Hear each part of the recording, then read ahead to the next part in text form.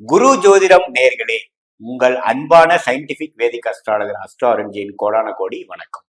நல்லது நினைப்போம், நல்லதே நடக்கும். இந்த வீடியோல நம்ம என்ன பார்க்க போறோம் அப்படின்னு பாத்தீங்கன்னா, 2024 ஏப்ரல் 14ஆம் தேதி வருகிற தமிழ் புத்தாண்டு பலன்கள் எப்படி இருக்க போகிறது மகர ராசிக்காரர்களுக்கு என்று நம்ம பார்க்க போறோம்.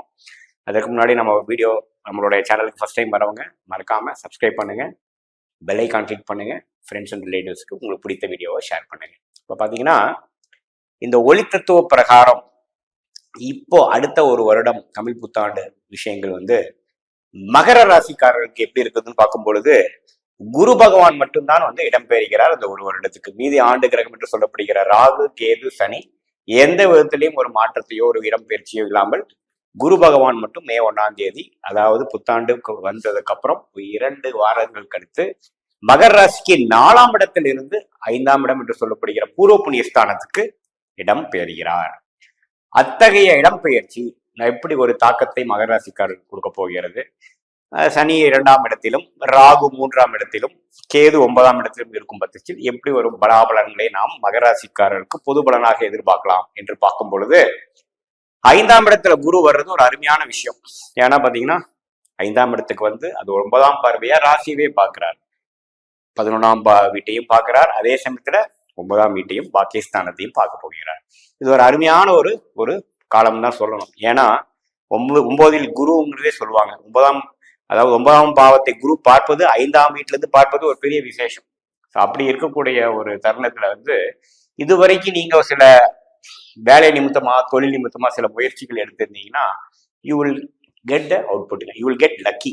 ஒரு அருமையான ஒரு பிரேக் த்ரூவும் உங்களோட முயற்சி பலன் கொடுக்கக்கூடிய ஒரு ஆண்டாக, குறிப்பா மே 1ஆம் தேதிக்கு மேல நீங்க கண்டிப்பா கண்கூடி பார்ப்பீங்க. ஏன்னா பாத்தீங்கன்னா, 5ஆம் இடத்துல குரு வர்றதுக்கு ஒரு பொற்காலம், ஒரு 12 வருஷத்துக்கு ஒரு தடவை வரக்கூடிய ஒரு விஷயங்க. அதே சமயத்துல ராகு மிகவும் சாதகமாக 3ஆம் இடத்திலும், கேது 9ஆம் இடத்திலும், அந்த கேது பகவான் குருவால் பார்க்கப்படுகிறார். அப்படிங்கிறப்போ நம்முடைய பாகிஸ்தானம், பூர்வீக விஷயங்கள், அப்பா விஷயங்கள் எல்லாமே கொஞ்சம் மேன்மையாக வரக்கூடிய அமைப்புகள் உண்டுங்க. அதே சமயத்துல காதல் அது மாதிரி விஷயத்துல இருக்கிறவங்களுக்கு கைகூடுறது, ஒரு கல்யாணமா நடக்கிறது, அது மாதிரி சுப விஷயங்கள், தடைகள் எல்லாம் நீங்கி ஒரு பொற்காலமாக லைஃபே ஒரு புதுகுலமும் ஒரு புத்துணர்ச்சியும் பெறக்கூடிய ஒரு அருமையான ஒரு ஆண்டாக நம்ம மகர ராசிக்காரர்களுக்கு எடுத்துக்கலாம். சனி 2ஆம் இடத்துக்கார, அதாவது 7 நாட் சனியோட இறுதி பகுதி இருந்தாலும் ஜென்மசனி முடிந்து விட்டது என்பது ஒரு அருமையான ஒரு விஷயங்க.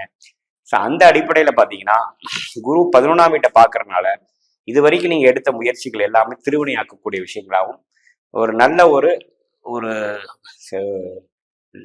அருமையான லக்கியான ஒரு டைம் என்று நீங்களே சொல்லக்கூடிய அமைப்பா இருக்கும். இதே மாணவர்களுக்கு பாத்தீங்கன்னா, அவங்களுக்கு பிடித்த கோர்ஸ் கிடைக்கிறது, பிடிச்ச ஹையர் ஸ்டடிஸ் கிடைக்கிறது, படிச்சு முடிச்சவங்களுக்கு ஒரு அருமையான வேலை கிடைக்கிறது, அது மாதிரி ஒரு எல்லா விஷயத்திலையும் ஒரு அதிர்ஷ்ட வாய்ப்புகள் கிடைக்கக்கூடிய அமைப்பு கண்டிப்பாக உண்டுங்க. அதே சமயத்துல சொத்து அபிவிருத்தி பண்றதுங்க, ஏதோ ஒரு நம்மளுடைய பூர்வீகத்துல இருந்து நம்ம எதிர்பார்த்துட்டு இருக்கிற விஷயங்கள் நமக்கு சாதகமாக நடக்கிறது. குழந்தை பேரு எதிர்பார்க்கிறவங்களுக்கு 11ஆம் பாவத்தை குரு பார்ப்பதுனால ஒரு குழந்தை பேரு கிடைச்சு மனம் உற்சாகம் அடைந்து சந்தோஷம் அடையக்கூடிய, குடும்பமே ஒரு குதூகலமாக இருக்கக்கூடிய அமைப்பை கண்டிப்பாக குடிக்கிறது. ஸோ இப்போ பார்த்தீங்கன்னா, ராகு 3ஆம் இடத்துல இருக்கிறதுனால என்ன ஆகும்னா, உங்களுடைய முயற்சிகள் எல்லாமே ஓரளவுக்கு நல்லா தான் இருக்கும். எந்த விதத்திலையும் கடுமையாக உழைக்கணுங்கிற ஒரு அவசியம் இருக்காது. அதே சமயத்துல 2ஆம் இடத்துல சனி இருப்பதனால் சில வருமானத்தை இன்னமே உங்களோட பொட்டன்ஷியலுக்கு நீங்க வரல, அதை நோக்கி தான் போயிட்டு இருக்கீங்கிற ஒரு அமைப்பு கொடுக்கும். ஏன்னா முழுசா 7 நாட் சனி முடியலைங்கிறத நம்ம தெரிஞ்சுக்கணும்.